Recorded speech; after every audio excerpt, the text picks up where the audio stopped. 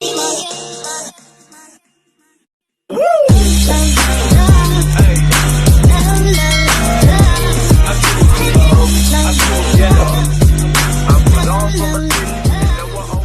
okra chips, like this.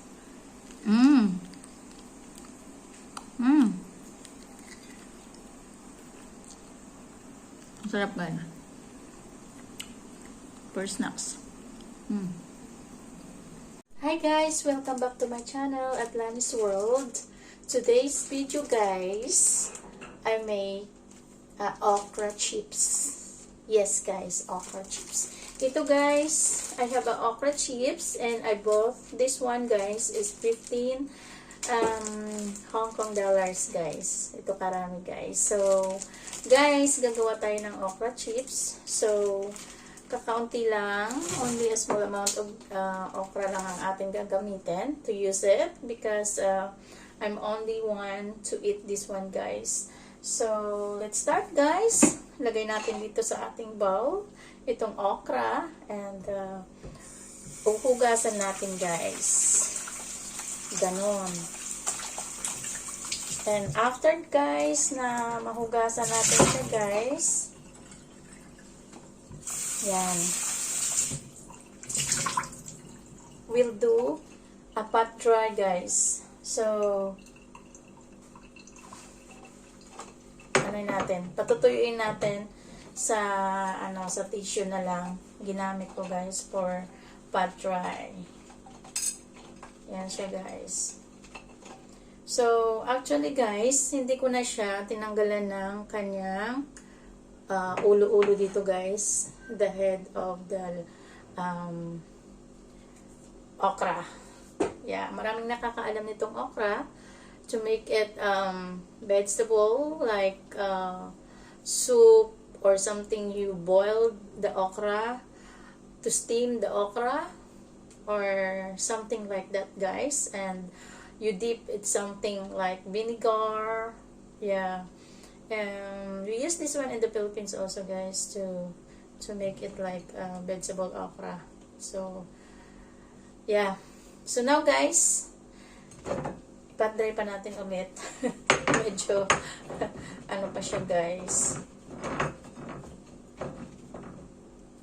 medyo hindi pa masyado siya dry. Yan siya guys.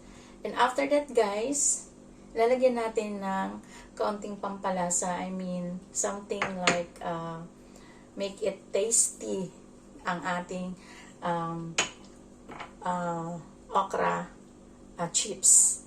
So, lagyan natin guys something like a little bit sorry, a little bit salt or something like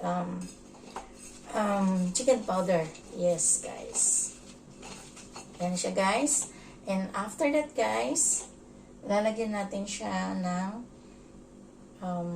cornstarch or any guys na mailalagay ninyo guys para maging crispy yung ating okra chips. Yeah. So, yan siya guys. So, ganito na siya karami guys. Yeah, ganito na siya. Namumuti-muti na siya. So, yan guys. Let's start now guys to fry our okra chips. Yes, this one guys. You see? Kabibili ko lang yung aming wok guys. So, i-breaking natin. So, like that guys. So, the first thing to do to fry, of course, lagyan natin to put it oil. Yes. This is, I use it, is olive oil. Yeah. So, after that guys, reheat first. Allow it to reheat our oil. Yes. You see that guys? You can see guys. Napainit na natin ang ating kawali na may oil. So guys, ito na siya guys. Put into pan ang ating okra chips. Actually guys, nag-ano ako are practicing to say something like English. Yeah, because ang nanonood sa atin is not only for a Filipino, but all over the world. We are in the YouTube, so that's why. So guys, let's start to fry our okra chips. This is the fresh okra. Yes guys, let's start to fry. Ayan siya guys.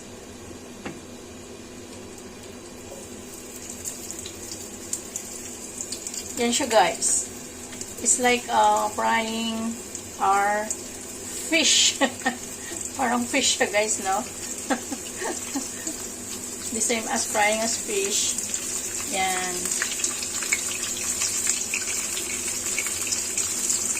So guys, ipa-fry natin guys until done. Let's make it crispy okra chips. Sa mga mahihilig sa magkain ng okra, you try this guys for snacks. Yeah, you make it snacks.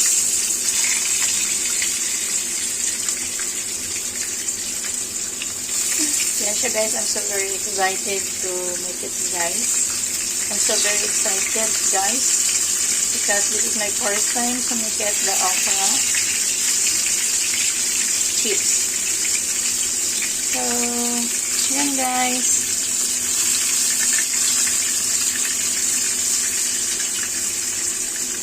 Actually, I tasted already this one guys. One of the company that's selling this kind of okra chips.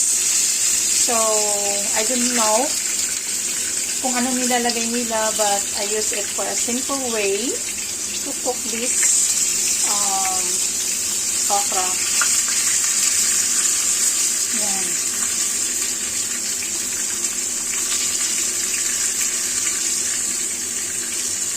Yan siya guys. It make it crispy na guys.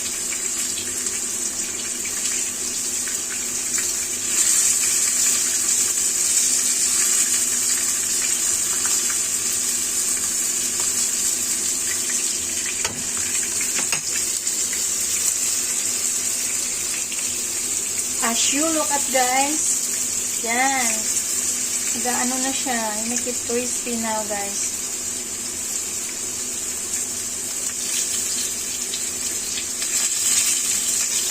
I love okra, especially also like you boiling or you steam the okra.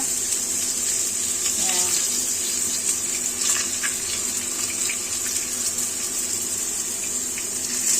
In the other country guys, they make also this okra soup. Yeah, I heard this one in African country. They make also this one, the okra soup. So we use only this one in the Philippines to make it like we make it gulay.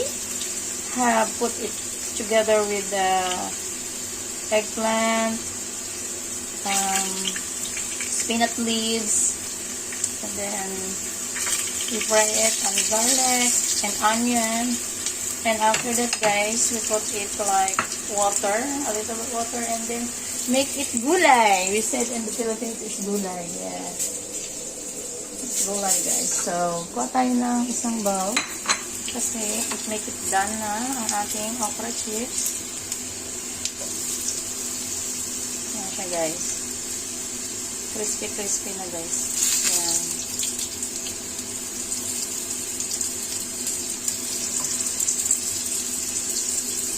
So guys, naluto na yung ating okra chips.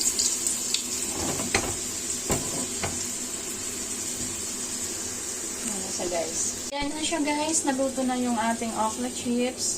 So ilalagay natin dito sa may tissue guys para hindi siya masyadong oily. So okay lang guys because I use olive oil. So yan na guys, it's a simple make at okra chips. Sa mga mahihilig sa okra, you make another dish or you make it snack.